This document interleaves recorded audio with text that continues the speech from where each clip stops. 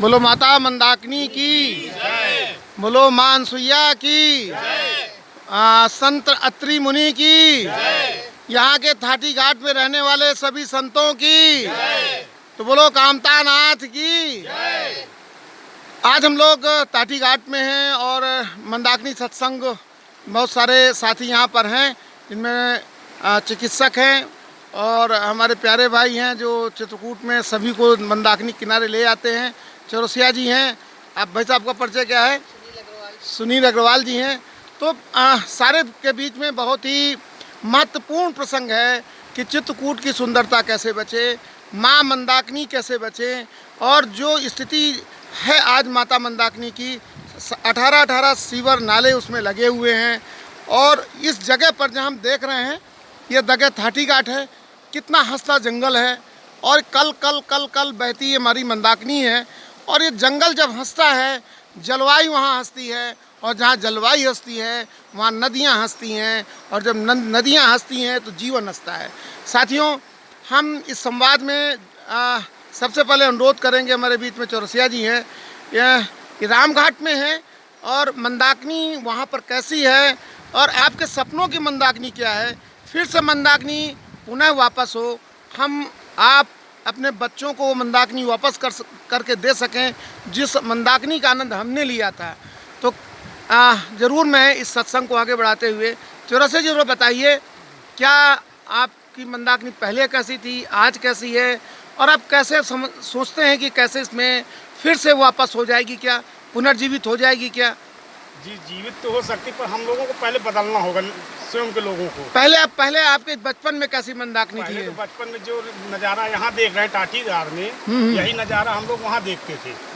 छोटे छोटे हम लोग रहते थे, नहाते थे तो गंगा जी में डुबकी लगा के हम लोग सूद ढूंढ लाते थे। आज तो नहाना दुर्लभ है, टैंकों की वजह से इतना सीवर लगा हुआ है। सीवर लगा हुआ, बार शिकायत हो चुकी बूढ़े हनुमान जी के पास, पन्नालाल घाट के पास अभी भी सीवर लगे हैं। कई बार शिकायत हुई, कोई सफाई नहीं कर रहा, ना कोई ध्यान दे रहा है। और पहले नदी में पानी कितना था, बहाव कितना था? तो इतना था कि हाथी को डूब जाता था बड़े शंकर जी के पास, वहाँ इतना पानी। आप क्या स्थिति इन मंदाकिनी? वहाँ तो पैदल चले जाइए, पानी नहीं रह गया। पानी नहीं। तो पानी घटा वहाँ से कि पानी घटा इधर से? पानी घटा उधर से, जो घाट बना दिए गए, तमाम स्रोत बंद हो गए, पुल बन गए, और गंदगी फैला रहे हैं।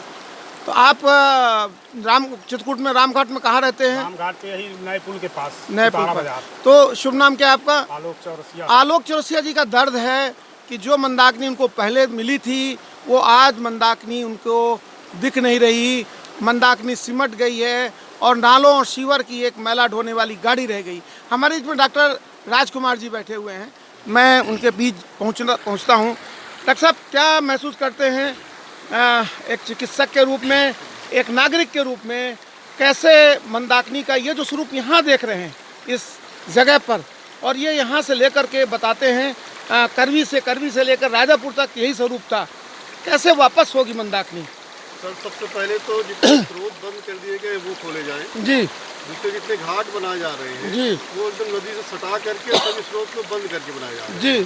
उसके कारण भी स्रोत बंद होने से जलधारा धीरे धीरे सीमित होती जा रही है।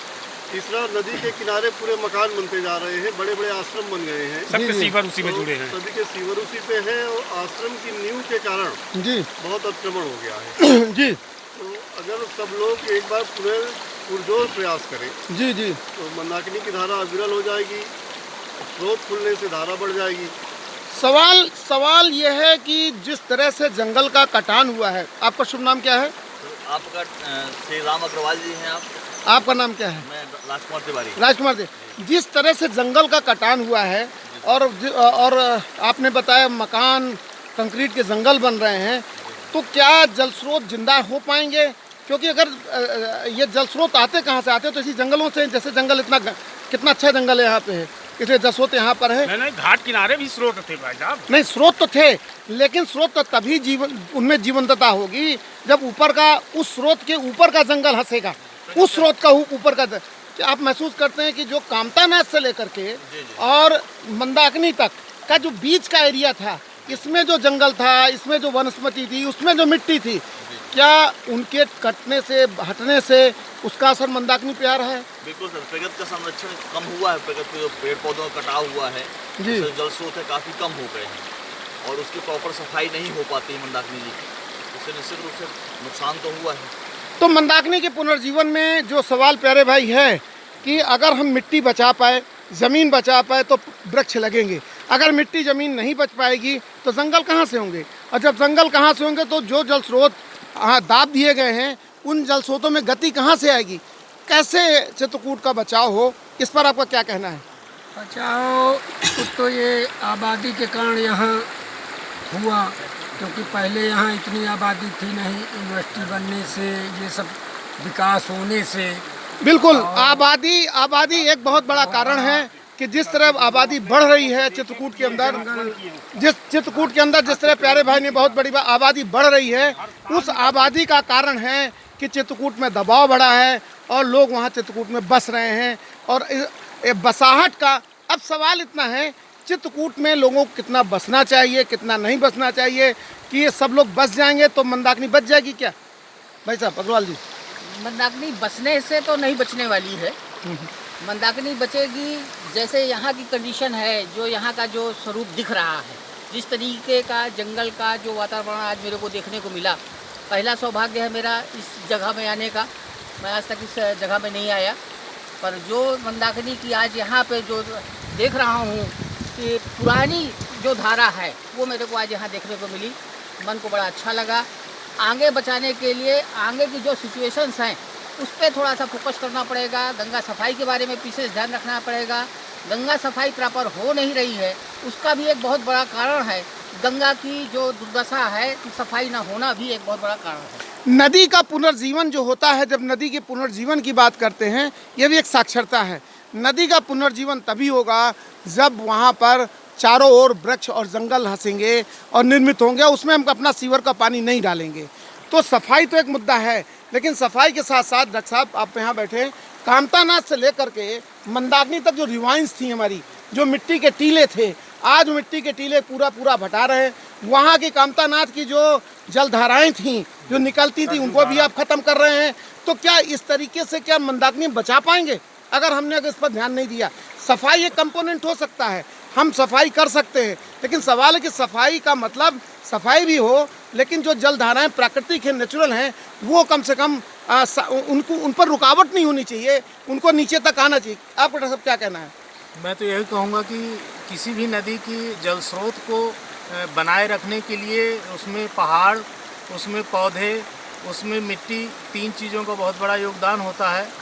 और जहाँ से भी जो जल स्रोत आते हैं, चाहे वो पर्वत से, चूँकि पर्वत से पानी बरसने के कारण वो धाराएं बहती हैं, तो निश्चित तौर से वहाँ के पेड़ और वहाँ पर आने वाली मिट्टी और जो है हमें पत्थरों को बचाना होगा। बहुत अच्छा। आज इस संवाद में अंतिम दौर में प्यारे भाई से पूछूंगा, कामतानाथ का अगर बच गए तो मंदाकिनी, रामघाट की मंदाकिनी पुनर्जीवित होगी, क्या इस बात को मानते हैं आप?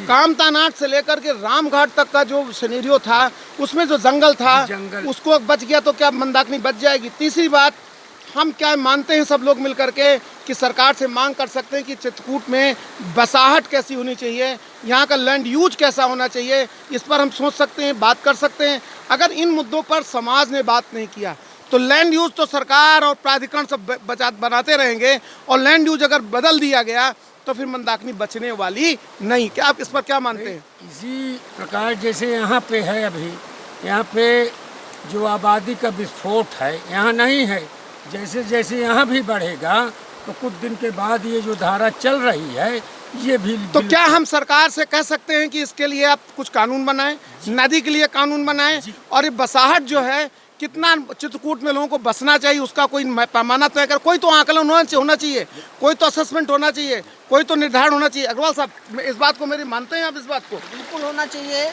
एक सिस्टम होना चाहिए सरकारी, कहाँ पे आबादी रहेगी, कहाँ आबादी नहीं होगी, कितना जंगल रहेगा, कितना जंगल रहेगा। आज जितने भी जंगल थे सबको मिट्टी से पूर के, मिट्टी से बना के प्लाटिंग होना, उस पे पूरा एकदम आबादी का वो कर देना।